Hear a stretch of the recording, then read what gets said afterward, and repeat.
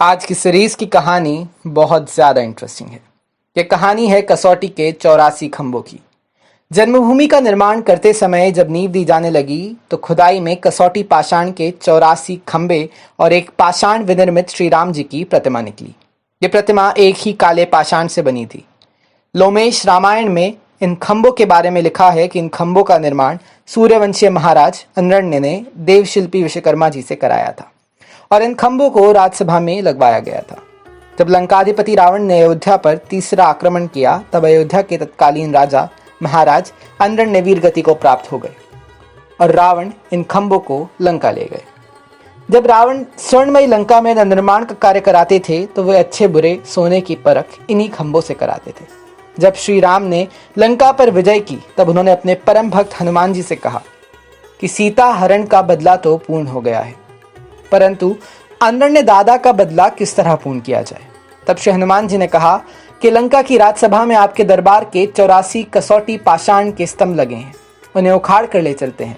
इससे महाराज अनरण्य की दिवंगत आत्मा को शांति मिलेगी। फिर श्री राम जी की आज्ञा अनुसार वे 84 खंभे पुनः उखाड़ लाए गए और राम जी के दरबार में लगा दिए गए। पुराणों में तो यहाँ तक वर्णित है कि जब महाराज अनरण्य ने इन खंभों का निर्माण कराया था तो इन पर अपनी प्रशस्ति खुदवाई थी। जब रावण ने अयोध्या पर विजय प्राप्त की और इन खंभों को लेकर गया तो उसने अपनी प्रशस्ति खुदवा दी, और जब श्री राम ने लंका पर विजय प्राप्त कर इन खंभों को वापस अयोध्या लाए तो उन्होंने इन खंभों पर अपनी प्रशस्ति खुदवाई और साथ ही इन पर हनुमान जी की मूर्ति भी बनाई गई थी, क्योंकि ये कार्य हनुमान जी के ही कथनानुसार हुआ था। उन्हीं कसौटी के खंभों के सहयोग से महाराज विक्रमादित्य ने जन्मभूमि पर एक भव्य मंदिर का निर्माण कराया था। इस भव्य मंदिर में एक सर्वोच्च शिखर और 7 कलश थे। आजकल के मनकापुर से इस भव्य मंदिर का दर्शन होता था। मंदिर के आसपास 600 एकड़ का विस्तृत मैदान था जिसमें सुंदर उद्यान और मनोहर लता कुंज थे। उद्यान के बीच में 2 सुंदर पक्के कूप, जिसमें एक 8 कोण का था और एक 9 कोण का।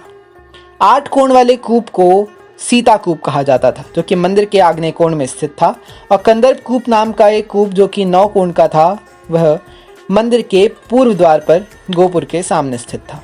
मंदिर में गोपुर पर नित्य प्रातःकाल शहनाई में भैरवी और सायंकाल में गौरी और श्याम कल्याण राग गाया जाता था। 10 लाख रुपया प्रतिवर्ष की आय थी मंदिर में, जिसमें मंदिर का कार्य बड़े ही सुचारू ढंग से चल जाया करता था।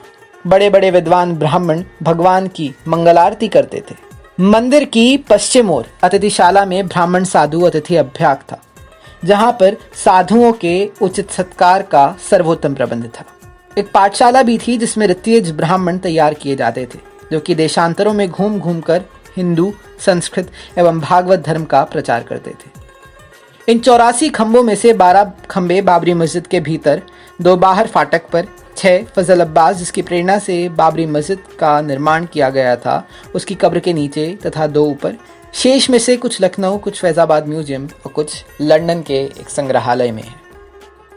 आज के लिए बस इतना ही। फिर आएगी एक नई कहानी अयोध्या की। देखते रहिए धर्म विजय, कहानी अयोध्या की।